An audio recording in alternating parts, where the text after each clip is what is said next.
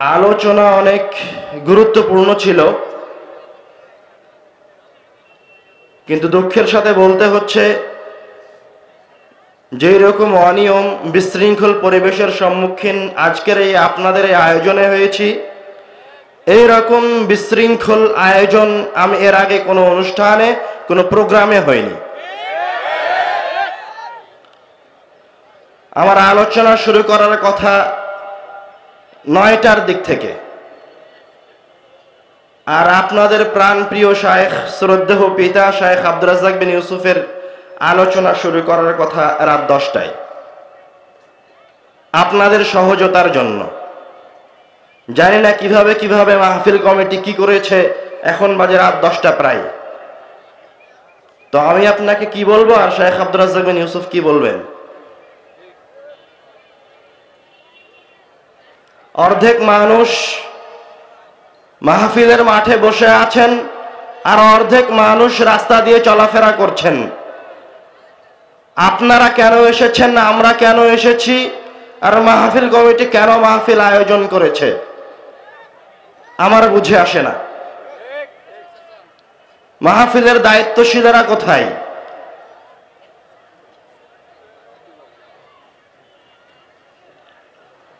সংক্ষিপ্ত সময়ে যার পরেও যতটুকু বলা যায়, যে বিষয় নিয়ে কথা বলতে চাচ্ছিলাম আজকে আপনাদের সামনে, সেই বিষয়টি আসমান ও জমিনের মাঝে এই পৃথিবীতে যত বিষয়ের সাথে আপনারা পরিচিত হয়েছেন তার মাঝে সবচেয়ে শ্রেষ্ঠ বিষয়। আপনারা একটু আগে সালাম নিয়ে আলোচনা শুনেছেন, দান সাদকা নিয়ে আলোচনা শুনেছেন। শায়েখ আব্দুর রাজ্জাক বিন ইউসুফের কাছে আরো কোনো গুরুত্বপূর্ণ বিষয়ে আলোচনা শুনবেন। আপনারা বিভিন্ন বিষয়ের সাথে পরিচিত আছেন, সালাত, সিয়াম, হজ, যাকাত, এগুলি সকল বিষয়ের মাঝে সবচেয়ে গুরুত্বপূর্ণ, দামি, মূল্যবান, সবচেয়ে উৎকৃষ্ট বিষয় হচ্ছে আল কোরআন। কেন? আল্লাহ রাব্বুল আলামিন এই কিতাব দিয়ে জান্নাতে যাওয়াকে যতটা সহজ করেছেন, এই কিতাব দিয়ে আল্লাহ রাব্বুল আলামিন মানুষের জীবনকে যতটা সহজ করেছেন, মানুষের সেটা চাহে ইহকালীন জীবন হোক আর পরকালীন জীবন হোক আর কবরের জীবন হোক, অন্য কোনো কিছু দিয়ে আল্লাহ রাব্বুল আলামিন মানুষের এই সকল জীবনকে, সকল জগৎকে এতটা সহজ করেননি কোরআনুল কারীম দিয়ে যতটা সহজ করেছেন। আমি আপনি সূরা ফাতিহা মুখস্থ করেছি, নাস, ফালাক, ইখলাস মুখস্থ করেছি, তো আমার আপনার ধারণা যে সূরা ফাতিহা এই জন্য মুখস্থ করেছি যে সেটা 5 ওয়াক্ত সালাতে তেলাওয়াত করতে হয়। না, সূরা ফাতিহার কার্যক্ষমতা এতটুকুর মাঝে সীমাবদ্ধ নয়। আমার আপনার ধারণা নাস, ফালাক শুধু 5 ওয়াক্ত সালাতে তেলাওয়াত করতে হয় আর কোরআন তেলাওয়াত করতে হয়, কোরআন শুনতে ভালো লাগে তাই। এরকম নয়। দুঃখজনক এবং পরিতাপের বিষয় হচ্ছে যে কিতাব আমার আপনার পরিচয় বহন করে, যে কিতাব আমার আপনার পরিচয় নয়, স্বয়ং মুহাম্মদ সাল্লাল্লাহু আলাইহি ওয়াসাল্লামের পরিচয় গ্রহণ করে, মুহাম্মদ সাল্লাল্লাহু আলাইহি ওয়াসাল্লাম যে নবী, মুহাম্মদ সাল্লাল্লাহু আলাইহি ওয়াসাল্লাম যে রাসূল, তার প্রমাণ কি? তার প্রমাণ হচ্ছে এই কিতাব, তার প্রমাণ হচ্ছে আল কোরআন। আমি আপনি যে মুসলমান, মুহাম্মদ সাল্লাল্লাহু আলাইহি ওয়াসাল্লামের অনুসরণ করি, তার প্রমাণ হচ্ছে এই কিতাব।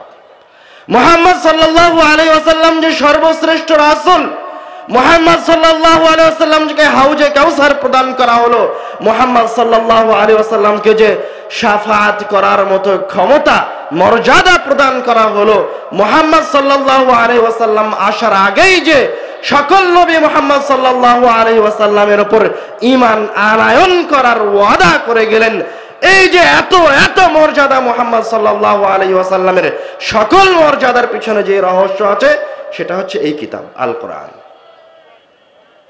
বুঝতে পারেননি কথা? আমি আপনি যে শ্রেষ্ঠ উম্মত, কিভাবে, কেন? কেননা আল্লাহ রাব্বুল আলামিন আমাদেরকে ওই উম্মত হওয়ার তৌফিক দান করেছেন যে উম্মতের উপর আল কোরআন অবতীর্ণ হয়েছে। আলহামদুলিল্লাহ। আবু মুসা আল আশআরী রাদিয়াল্লাহু তাআলা আনহু থেকে বর্ণিত, তিনি বলেন রাসূল সাল্লাল্লাহু আলাইহি ওয়াসাল্লাম বলেছেন, মাসালুল মুনাফিকিল্লাযী ইয়াকরাউল কুরআন কামাসালির রাইহানা রিহুহা তাইয়িবুন ওয়া তুআমুহা মুররুন। রাসূল সাল্লাল্লাহু আলাইহি ওয়াসাল্লাম বলছেন, কোন মুনাফিক ব্যক্তিও যদি এই কিতাব তেলাওয়াত করে দুনিয়াবী জীবনে, তাহলে ওই মুনাফিকের উদাহরণ হচ্ছে রায়হানা নামক ফলের মতো। রায়হানা নামক ফল কি? যে ফলের অতীব সুন্দর সুঘ্রাণ রয়েছে। রিহুহা তাইয়িবুন ওয়া তুআমুহা মুররুন। এই হাদিস দিয়ে রাসূল সাল্লাল্লাহু আলাইহি ওয়াসাল্লাম বুঝাতে চাচ্ছেন, আমি আপনি মুসলমান হয়ে কোরআনুল কারীম যদি তেলাওয়াত করি, তাহলে তার মর্যাদা, তার ফজিলত আরো কত বেশি হতে পারে যদি একজন মুনাফিক কোরআন তেলাওয়াত করে তার ইহকালীন জীবন সুন্দর হয়। কথাটা মনে হয় বুঝতে পারেননি এখনো। রাসূল সাল্লাল্লাহু আলাইহি ওয়াসাল্লাম বলছেন, যদি মুনাফিকও কোরআন তেলাওয়াত করে, তাহলে আল্লাহ রাব্বুল আলামিন ওই মুনাফিকের ইহকালীন জীবনকে সৌন্দর্যমণ্ডিত করে দিবেন। তো আমি আপনি তো মুসলমান, আমি আপনি যদি কোরআন তেলাওয়াত করি, তাহলে আমি আপনি কোথায় অবস্থান করব? কোরআনুল কারীমকে নিয়ে আমাদের লম্বা আলোচনা ছিল। তার আলোচনার মাঝে থেকে আমি কয়েকটা গুরুত্বপূর্ণ হাদিস বলবো, যেহেতু সময় অল্প। তার প্রথম হাদিস হচ্ছে عن ابن عباس رضي الله تعالى عنه قال قال رسول الله صلى الله عليه وسلم। ইবনে আব্বাস রাদিয়াল্লাহু তাআলা আনহু বলছেন, রাসূল সাল্লাল্লাহু আলাইহি ওয়াসাল্লাম বলেছেন, ইকরাউল কুরআন, তোমরা কোরআন তেলাওয়াত করো। فإن الله تعالى لا يعذب قلبا وعلى القرآن। কেননা আল্লাহ রাব্বুল আলামিন ওই আত্মাকে, ওই ব্যক্তিকে কোন দিন আযাবের সম্মুখীন করবে না যে আত্মা, যে ব্যক্তি কোরআনুল কারীম মুখস্থ করেছে। সুবহানাল্লাহ। তারপরে রাসূল সাল্লাল্লাহু আলাইহি ওয়াসাল্লাম বলছেন, ওয়া ইন্না হাযাল কুরআনা মা'জাবাতুল্লাহ ফামান দাখালা ফীহি ফাহুয়া আমিন। আর এই কিতাব হচ্ছে মা'জাবাতুল্লাহ, এই দুনিয়াতে, এই জমিনে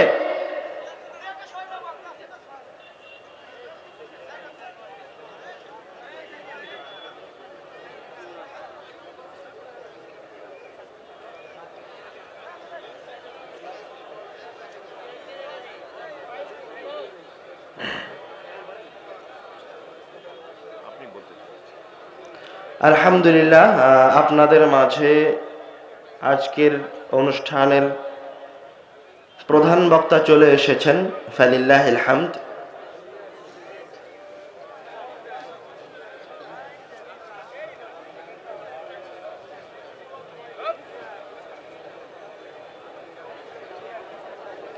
চলে আসুন।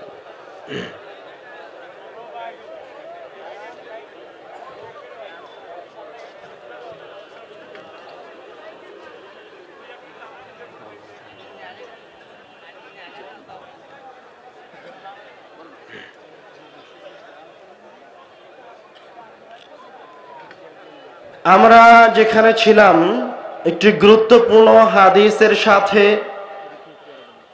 অবস্থান করছিলাম। ইনশাআল্লাহ আমল করতে হবে এরকম গুরুত্বপূর্ণ কয়েকটি হাদিস বলে আমাদের আলোচনার শেষের দিকে চলে যাব।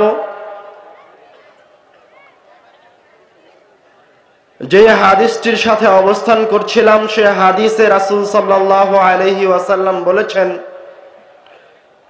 ইকরাউল কুরআন ফাইন্না আল্লাহ তাআলা লা ইউআযযিবু কলবান ওয়াল কুরআন।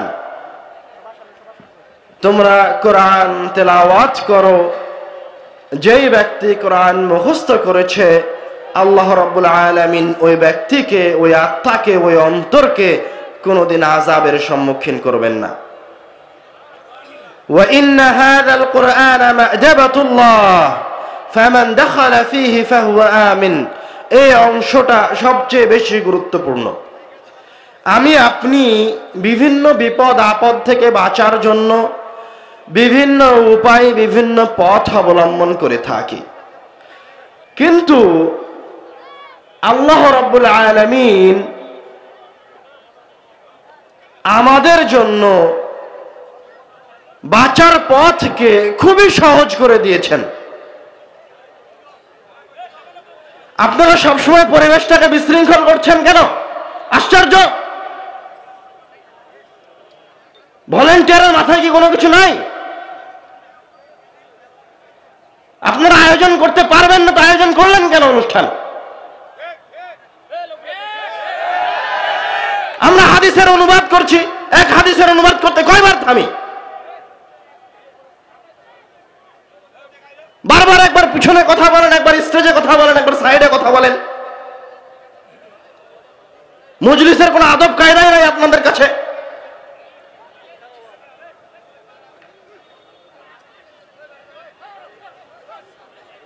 খবরদার, যারা একজন আরেকজনকে নিষেধ করছেন তারাও এখন চুপ থাকেন। যারা একজন আরেকজনকে নিষেধ করছেন তারাও চুপ থাকেন। যে যেখানে আছেন সেখানেই সেইভাবেই চুপ থাকেন। রাসূল সাল্লাল্লাহু আলাইহি ওয়াসাল্লামের শানে খেলাফ করিয়েন না। আমার শানে খেলাফ করেন, কোনো আপত্তি নাই। আমি যাওয়ার সময় আপনারা ওই হট্টগোল করেন, আমার কোনো আপত্তি নাই। আমি রাসূলের হাদিসের অনুবাদ করছি, আপনি চিনলেন কিভাবে? আমি বলছি, আপনি আজ পর্যন্ত যত আলোচনা শুনেছেন তার মাঝে সবচেয়ে শ্রেষ্ঠ আলোচনা হচ্ছে আজকের আলোচনা। এই আলোচনাতে জান্নাতে যাওয়ার সবচেয়ে সহজ উপায় আছে। এই আলোচনায় ইহকালীন জীবনে সফল হওয়ার সবচেয়ে সহজ উপায় আছে। আপনি 5 ওয়াক্ত সালাতে সূরা ফাতিহা পড়েন, আপনি জানেনই না সূরা ফাতিহা আপনার কয়টা কাজ করতে পারে। তারপরেও আপনার কাছে কোনো মূল্য নাই। নাস ফালাক ইখলাস 99% মানুষের ব্যবস্থা আছে, অথচ তারা কেউই জানে না যে নাস ফালাক ইখলাস অধ্যয়ন করে, তেলাওয়াত করে আমরা আমাদের দৈনন্দিন জীবনে কিভাবে উপকার লাভ করতে পারি। আমি তো আমার গল্প করার জন্য আসিনি, আপনার উপকারের জন্য এসেছি। আপনার উপকার হলে তার বিনিময়ে আল্লাহ রাব্বুল আলামিন আমাকে 10টা নেকি দিবে, কিছু নেকি দিবে, সেই জন্য এসেছি। মাহফিল কমিটি আমাদেরকে ডাকবে, তার মুখে দেখে আমরা নয়।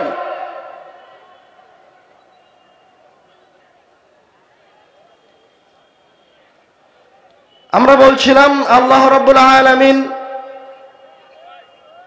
রাসূল সাল্লাল্লাহু আলাইহি ওয়াসাল্লাম আমাদের জীবনকে সহজতর করার জন্য, বিভিন্ন বিপদ আপদ থেকে বাঁচার জন্য বিভিন্ন সময় বিভিন্ন সূরা দিয়েছেন, বিভিন্ন সময় বিভিন্ন ইবাদতের কথা বলে দিয়েছেন। আমরা এখন একটা গুরুত্বপূর্ণ হাদিসের দিকে যাই। عن أمامة الباهلي رضي الله تعالى عنه قال قال رسول الله صلى الله عليه وسلم رسول صلى الله عليه وسلم বলছেন, من قرأ آية الكرسي دبر كل صلاة مكتوبة لم يمنعه من دخول الجنة إلا الموت। রাসূল সাল্লাল্লাহু আলাইহি ওয়াসাল্লাম এই হাদিসে বলছেন, তোমাদের মাঝে থেকে যেই ব্যক্তি 5 ওয়াক্ত ফরজ সালাতের পরে আয়াতুল কুরসি, আল্লাহু লা ইলাহা ইল্লা হুয়াল হাইয়ুল কাইয়্যুম, এই আয়াতটি তেলাওয়াত করবে, সেই ব্যক্তি মরা মাত্রই জান্নাতে প্রবেশ করবে।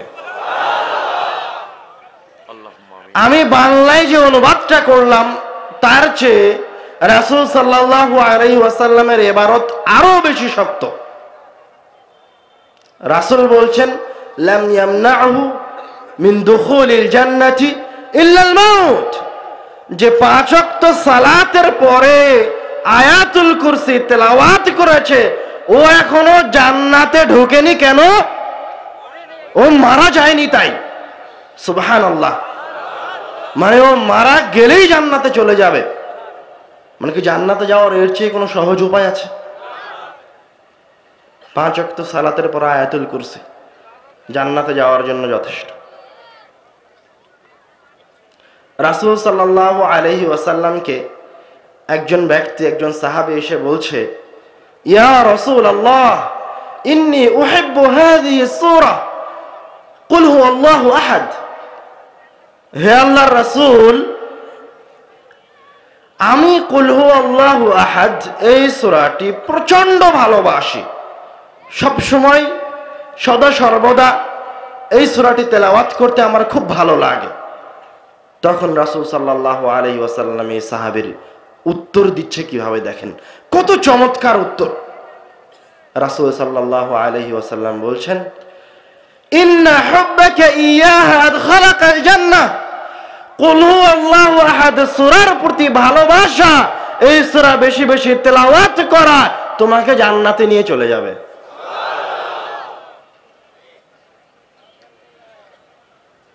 আরেকটা হাদিসে এসেছে, রাসূল সাল্লাল্লাহু আলাইহি ওয়াসাল্লাম তার সাহাবীদেরকে জিজ্ঞাসা করছে, আয়াজিজু আহাদুকুম আন ইয়াকরা ফি লাইলাতিন সুলুসাল কুরআন। তোমাদের মাঝে কেমন কেউ আছে যে প্রত্যেক রাত্রে 10 পারা কোরআন তেলাওয়াত করতে পারে না? এবার সাহাবীরা আশ্চর্য হয়ে বলছে, কাইফা যালিকা ইয়া রাসূলুল্লাহ, কোরআনুল কারীম কয় পারা? 30 পারা। তো 10 পারা মানে কোরআনুল কারীমের 3 ভাগের 1 ভাগ। রাসূল এসে বলছেন, তোমাদের মাঝে কেমন কেউ আছে যে প্রত্যেক রাত্রে 10 পারা কোরআন তেলাওয়াত করতে অক্ষম? তখন সাহাবীরা বলছে, কাইফা যালিকা ইয়া রাসূলুল্লাহ, 10 পারা কোরআন তেলাওয়াত করা কি এতই সহজ? এবার রাসূল সাল্লাল্লাহু আলাইহি ওয়াসাল্লাম সহজ করে দিচ্ছে। রাসূল সাল্লাল্লাহু আলাইহি ওয়াসাল্লাম কিভাবে সহজ করে দিচ্ছে দেখেন। রাসূল সাল্লাল্লাহু আলাইহি ওয়াসাল্লাম আল্লাহ রাব্বুল আলামিন আমাদেরকে কতটা ভালোবাসেন, আল্লাহ রাব্বুল আলামিন কতটা রহিম, কতটা রহমান। রাসূল সাল্লাল্লাহু আলাইহি ওয়াসাল্লাম বলছেন, কুল হুয়াল্লাহু আহাদ তা'দিলু সুলুসাল কুরআন। কেউ যদি কুল হুয়াল্লাহু আহাদ এই সূরাটি তেলাওয়াত করে তাহলে তার আমলনামায় 10 পারা কোরআন তেলাওয়াতের সমপরিমাণ নেকি লিপিবদ্ধ করা হবে। এখন কেউ যদি কুল হুয়াল্লাহু আহাদ এই সূরাটি 3 বার তেলাওয়াত করে তাহলে পূর্ণ কোরআন তেলাওয়াত করলে যত নেকি হয় তত নেকি দেওয়া হবে।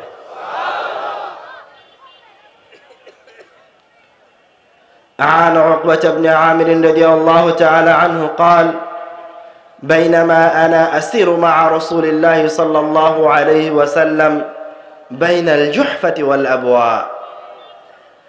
উকবা রাদিয়াল্লাহু তাআলা আনহু বলছে, আমি রাসূল সাল্লাল্লাহু আলাইহি ওয়াসাল্লামের সাথে সফরে বের হয়ে জুহফা এবং আবওয়া নামক 2টি জায়গার মাঝামাঝিতে পৌঁছেছি। এমত অবস্থায় প্রচন্ড ঝড় শুরু হলো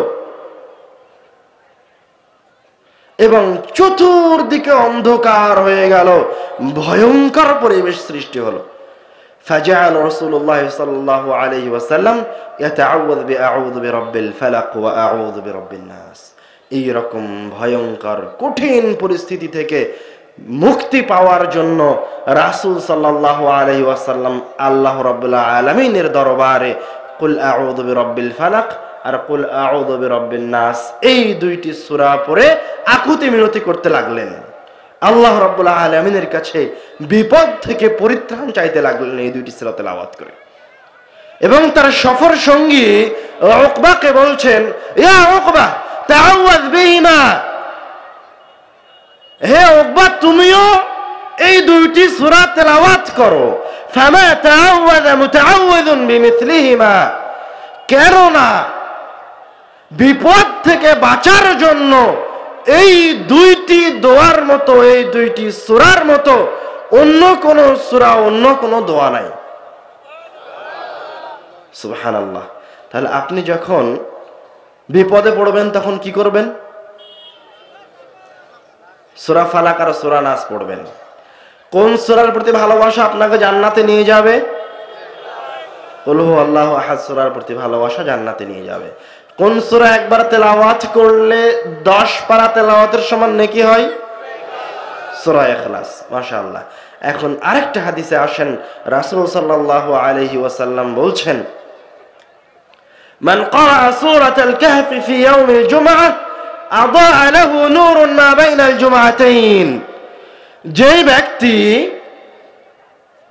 জুমার দিনে শুক্রবারে সূরা কাহফ তেলাওয়াত করবে, আদাআ লাহু নূরুন মা বাইনাল জুমআতাইন, তার জন্য যেই জুমায় তেলাওয়াত করলো সূরা কাহফ, ওই জুমা থেকে নিয়ে শুরু করে পরের জুমা আসা পর্যন্ত তার ঈমানের মাঝে, তার ঈমানে একটি নূর প্রদান করা হবে, যার ফলে তার ঈমানটি জ্বলজ্বল করতে থাকবে। এখন যদি কোনো মুমিন বান্দা মনে করে যে তার মৃত্যুটা ঈমানের উপরে হোক, তার ঈমানটা শক্তিশালী অবস্থায় থাক, তাহলে সে কি করবে? কি করবে? প্রত্যেক জুমায় সূরা কাহফ তেলাওয়াত করবে। আরেক হাদিসে আসছে, রাসূল সাল্লাল্লাহু আলাইহি ওয়াসাল্লাম বলছেন, মান হাফিযা 10 আয়াতিন মিন আউয়ালি সূরাতিল কাহফ উসিমা মিনাদ দাজ্জাল, যে ব্যক্তি সূরা কাহফের প্রথম 10 আয়াত মুখস্থ করবে, আল্লাহ রাব্বুল আলামিন তাকে দাজ্জালের ফিতনা থেকে পরিত্রাণ দান করলেন। সুবহানাল্লাহ। এইভাবে আল্লাহ রাব্বুল আলামিন রাসূল সাল্লাল্লাহু আলাইহি ওয়াসাল্লাম বিভিন্ন জায়গায়, বিভিন্ন আয়াতে, বিভিন্ন হাদিসে কুরআনুল কারীমের অসংখ্য মর্যাদার কথা বলেছেন। রাসূল সাল্লাল্লাহু আলাইহি ওয়াসাল্লাম বলছেন, আল কুরআনু হুজ্জাতুন লাকা আও আলাইকা, কোরআন তেলাওয়াত করে দুনিয়াবী জীবনের সকল সমস্যা সমাধান করে নেওয়া সম্ভব। অনেক হাদিস বাকি থেকে গেল, আমরা বললাম না। আমাদের আলোচনার শেষের হাদিসের দিকে এসে আমরা বলছি যে রাসূল সাল্লাল্লাহু আলাইহি ওয়াসাল্লাম আমাদেরকে কোরআন শিক্ষাকে বাধ্য করে দিচ্ছেন। কি বলছেন? আল কুরআনু হুজ্জাতুন লাকা আও আলাইকা, কোরআনুল কারীম কিয়ামতের দিনে হয় আপনার পক্ষে সাক্ষী দিবে, নয়তো আপনার বিপক্ষে সাক্ষী দিবে। যে ব্যক্তি দুনিয়াতে কোরআন তেলাওয়াত করেনি, কোরআন পড়েনি, কিয়ামতের দিন কোরআনুল কারীম তার বিপক্ষে দাঁড়িয়ে যাবে। আর যে কোরআন তেলাওয়াত করেছে, কিয়ামতের দিন কোরআনুল কারীম তার পক্ষে দাঁড়িয়ে যাবে, তার জন্য শাফাআত করবে।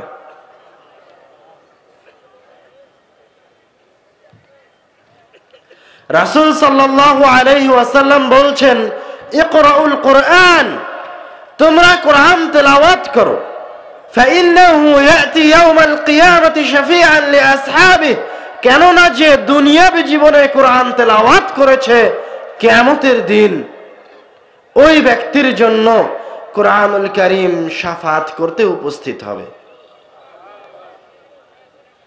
ইকরাউজ যাহরাওয়াইন, তোমরা কোরআনুল কারীমের উজ্জ্বল শক্তিশালী দুইটি সূরাকে তেলাওয়াত করো, আল বাকারা ওয়া সূরাত আলে ইমরান। উজ্জ্বল দুইটি সূরা কি? সূরা বাকারা আর সূরা আলে ইমরান। কেন? فإنهما تأتيان يوم القيامة كأنهما غمامتان أو غيايتان أو كأنهما فرقان من طير صواف, কেননা কিয়ামতের দিন যারা দুনিয়াবী জীবনে সূরা বাকারা আর সূরা আলে ইমরান তেলাওয়াত করেছে, তাদের জন্য সূরা বাকারা আলে ইমরান আকৃতি ধারণ করে সরাসরি মহান রব্বুল আলামিনের সামনে এসে উপস্থিত হবে। তুহাজ্জানি আন আসহাবিহিমা, উপস্থিত হয়ে কি করবে?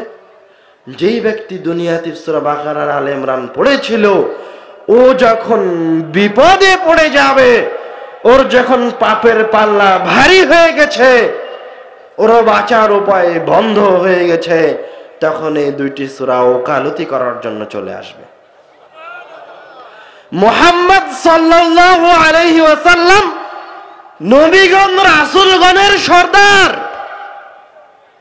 যত কিছু সৃষ্টি করা হয়েছে এই দুনিয়াতে, আসমান এবং জমিনে যত কিছু মহান রব্বুল আলামিন সৃষ্টি করেছেন, তার মাঝে সবচেয়ে সম্মানিত, সবচেয়ে শ্রেষ্ঠ হচ্ছে মুহাম্মদ সাল্লাল্লাহু আলাইহি ওয়াসাল্লাম। উনি যখন শাফাআত করতে আসবেন, তখন শাফাআত করতে আসার জন্য আগে আল্লাহ রাব্বুল আলামিনের পায়ে সিজদায় লুটিয়ে পড়তে হবে। একবার নয়, দুইবার নয়, লুটিয়ে পড়বেন, ছোট হয়ে আকুতি মিনতি করবেন, ভিক্ষা চাইবেন। আর সূরা বাকারা আল ইমরান এর চাইতে কয়েক গুণ, কোটি কোটি গুণ বেশি শক্তিশালী। তুহাজ্জানি আন আসহাবিহিমা, এগুলি হচ্ছে আল্লাহ রাব্বুল আলামিনের কথা, বাণী।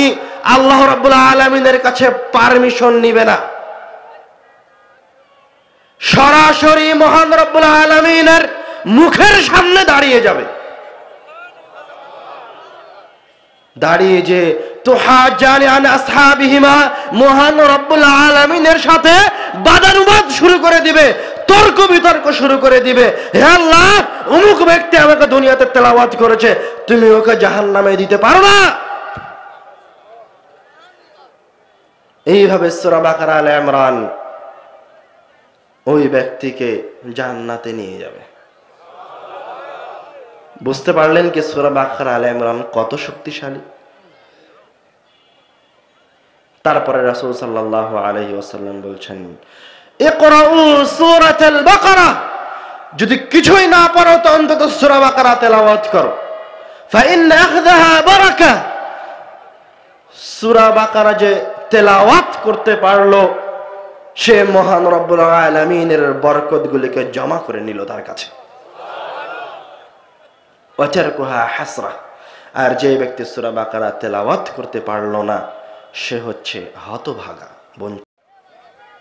ওয়ালা তাস্তাতিউহুমাল বাতালা, এবার রাসূল সাল্লাল্লাহু আলাইহি ওয়াসাল্লাম বলে দিচ্ছেন, এত এত শক্তিশালী ফজিলত থাকার পরেও এক শ্রেণীর মানুষ সূরা বাকারা আর সূরা আলে ইমরান তেলাওয়াত করতে পারবে না, বঞ্চিত হবে। এখানে হাজার হাজার মানুষ উপস্থিত হয়েছে, এই হাদিস শ্রবণ করেছে, কিন্তু এই মজলিস থেকে বের হতে হতে বাদাম আর মিষ্টি আর চকলেট কিনতে কিনতে অর্ধেক মানুষ এই কথাই বলে যাবে যে কোন দুইটি সূরা কিয়ামতের দিন উপস্থিত হবে। তারপরে যখন বাড়িতে গিয়ে ঢুকবে, তখন সূরা বাকারা, সূরা আলে ইমরান, সূরা নাস, ফালাক, সূরা ফাতিহা, কোন সূরার কি ফজিলত বলেছিলাম একটাও মনে থাকবে না। তো রাসূল সাল্লাল্লাহু আলাইহি ওয়াসাল্লাম এবার আবার কঠিন ভাবে সতর্ক করে দিয়ে বলছে, আপনাদেরকে সতর্ক করে দিয়ে বলছে, ওয়ালা তাস্তাতিউহুমাল বাতালা, যারা অলস অসচেতন, তারা এইরকম মহান নিয়ামত থেকে, এই মহান শক্তিশালী দুইটি সূরা তেলাওয়াত করা থেকে বঞ্চিত হবে। তো কেউ যদি এই দুইটি সূরা তেলাওয়াত করতে চায়, তো ওকে মনোযোগী হতে হবে, সতর্ক থাকতে হবে।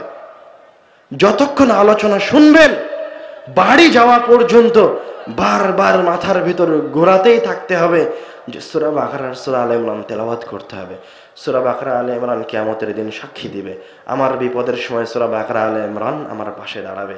এই কথা মাথার ভিতরে ঘোরাতেই থাকতে হবে।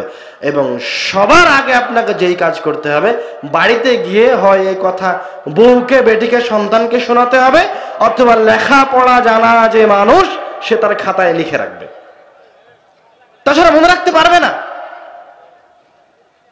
এই হাদিসকে আমি আজকে নতুন রচনা করেছি। 1400 বছর আগে, 1450 বছর আগে মুহাম্মদ সাল্লাল্লাহু আলাইহি ওয়াসাল্লাম বলে গেছে। তার মানে কি আমার আগে কেউ বলেনি? শত শত বিদ্বানগণ বলে গেছে। শাইখ আব্দুর রাজ্জাক বিন ইউসুফ 32 বছর ধরে বলছে, তারপরেও আপনাদের জানা নাই, ভুলে গেছেন, কখনো শুনেছিলেন কিন্তু মনে রাখতে পারেননি। শয়তান আপনাদেরকে মনে রাখতে দিবে না। শয়তান হচ্ছে কোরআনুল কারীমের সবচেয়ে বড় শত্রু। দুনিয়াতে যত কিছু আছে তার মাঝে সবচেয়ে বড় শত্রু শয়তানের হচ্ছে কোরআনুল কারীম। কিভাবে বুঝলেন? আপনি যত কাজ করেন, যখনই খাওয়ার শুরু করেন তখন কি বলে খাওয়া শুরু করেন? বিসমিল্লাহ বলে।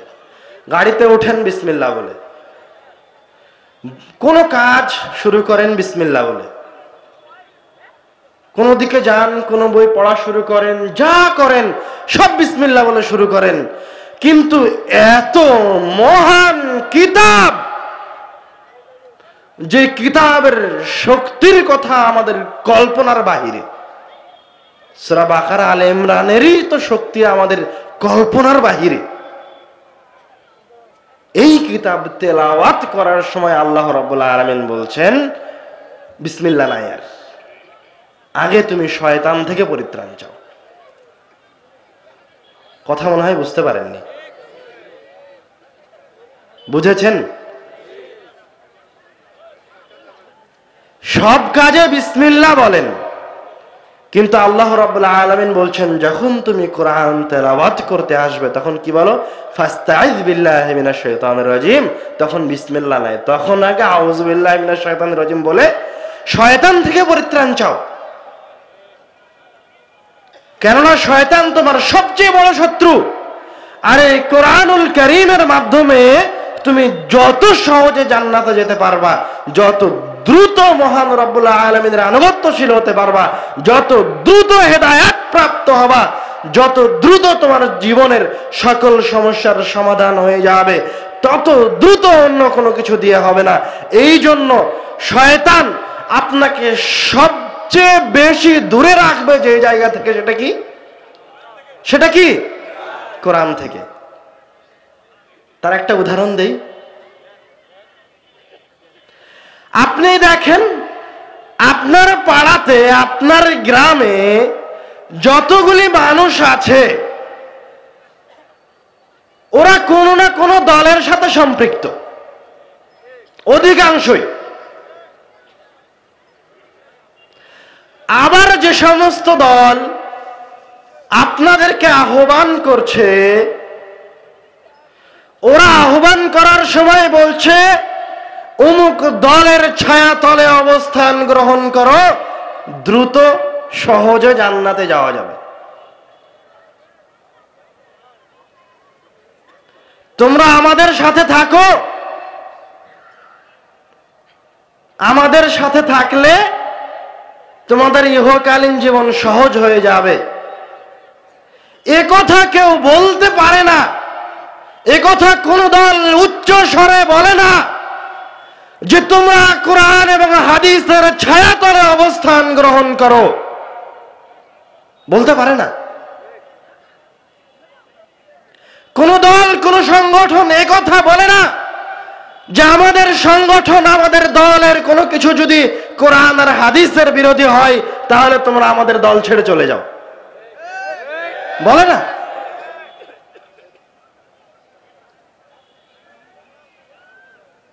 কেউ আপনাদেরকে দ্রুত কোরআনুল কারীমের দিকে নিয়ে আসে না। রাসূল বলছেন কোরআনুল কারীমের একটা অক্ষর পাঠ করলে, একটা অক্ষর তেলাওয়াত করলে 10 নেকি হয়। আলিফ লাম মিম, তেলাওয়াত করলাম, আমার আমলনামায় 30 নেকি লেখা হয়েছে। রাসূল বলছেন এই আয়াতটা যদি কেউ মসজিদে গিয়ে তেলাওয়াত করে তো এই একটা আয়াতের বিনিময়ে তাকে একটা সবচেয়ে দামি উটনির সমান নেকি প্রদান করা হবে। এভাবে যতগুলি আয়াত মসজিদে গিয়ে তেলাওয়াত করবে অথবা যতগুলি আয়াত আরেকজনকে শিখিয়ে দিবে ততগুলি উটের সমপরিমাণ নেকি তার আমলনামায় লেখা হবে। তো হাদিস প্রমাণ করছে মসজিদ হচ্ছে কোরআন তেলাওয়াত করার সর্বোত্তম জায়গাগুলির একটা। হাদিস প্রমাণ করছে মসজিদে গিয়ে মানুষকে কোরআন শিখাতে হবে, অথচ যাকে আপনি, যেই দলনেতাকে আপনি মসজিদের কমিটির সভাপতি করে রেখেছেন ওর মুখে তো দাড়ি নাই, ওর কাপড় তো টাকনোর নিচে আছে, ও নিজেও কোরআন মাজিদ পড়তে জানে না। আর কোরআন শিক্ষা ব্যবস্থা তো এই মসজিদে বহু দূরের কথা। আমরা দ্ব্যর্থহীন কণ্ঠে বলে যাচ্ছি, কিয়ামত পর্যন্ত বলতে থাকবো, আমি মারা গেলে আমাদের কোন উত্তরসূরি বলতে থাকবে, যে মসজিদ কমিটি মসজিদে বক্তব্য বাস্তবায়ন করতে পারবে না তাকে হয় নিজে থেকে ইস্তফা দিয়ে চলে যেতে হবে, নয়তো জনগণকে জোর করে ঘাড় ধরে নামাতে হবে।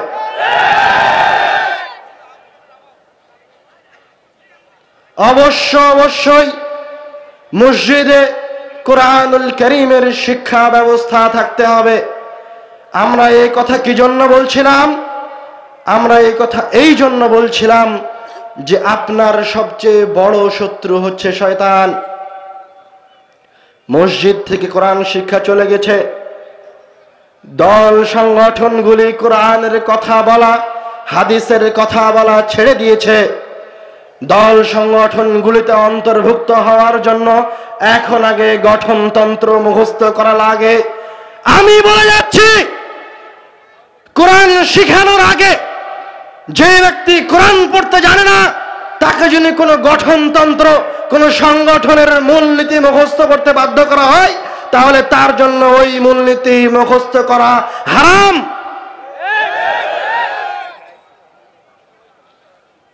আমরা বলছি শয়তান আমাদেরকে এই কোরআনুল কারীম থেকে বিভিন্নভাবে দূরে নিয়ে গেছে। মসজিদে কোরআনের শিক্ষা ব্যবস্থা নাই। এই এলাকার, এই পাড়ার মুরব্বীগণ, এলাকার মুরব্বী মাতাব্বারগণ এলাকার সন্তানদের কোরআন শিক্ষার ব্যবস্থা করতে পারছে না।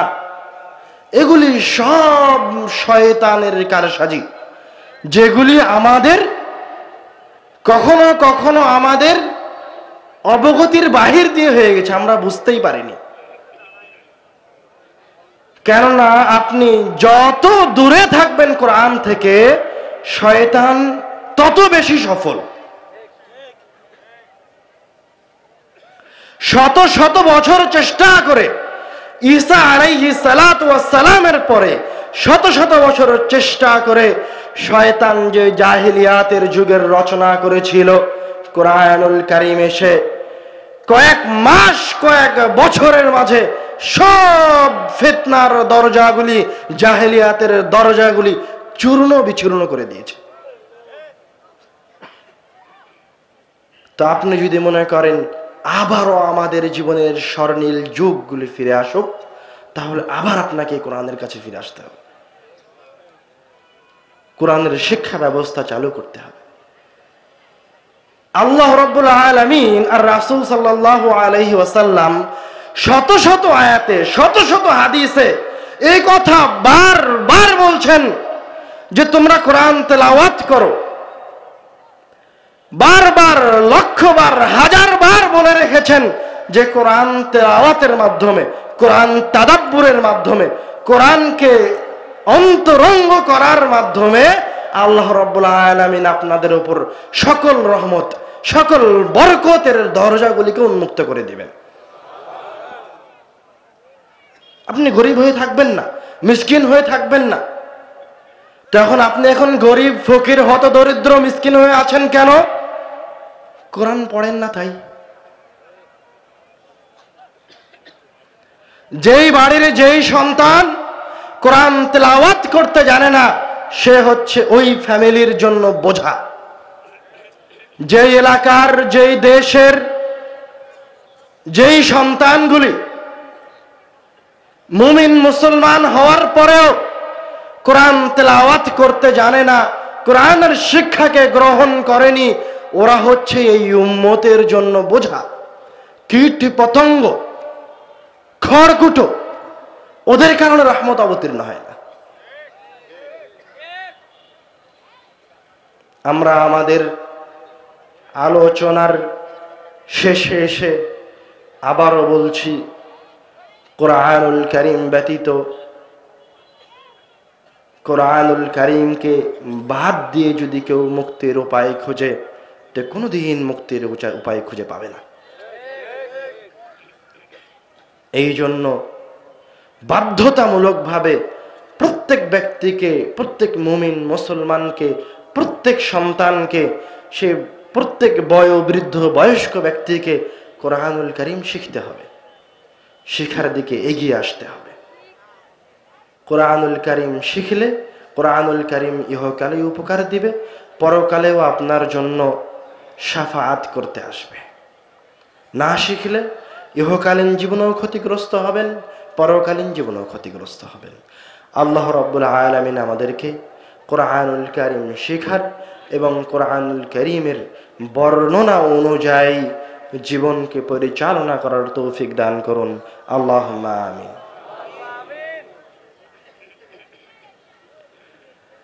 আমাদের মাঝে যারা কোরআন শিখতে জানে না, আল্লাহ রাব্বুল আলামিন যারা কোরআনুল কারীম পড়তে জানে না, তাদেরকে যেন কোরআন শিখার তৌফিক দান করে। আল্লাহুম্মা আমিন। কোরআনুল কারীমকে যেন আমাদের ইহকালীন এবং পরকালীন জীবনের জন্য কল্যাণময় করে দেয়, আমরা যেন এটাকে কল্যাণময় হিসেবে গ্রহণ করতে পারি। আল্লাহ রাব্বুল আলামিন আমাদেরকে এই তৌফিক দান করুন।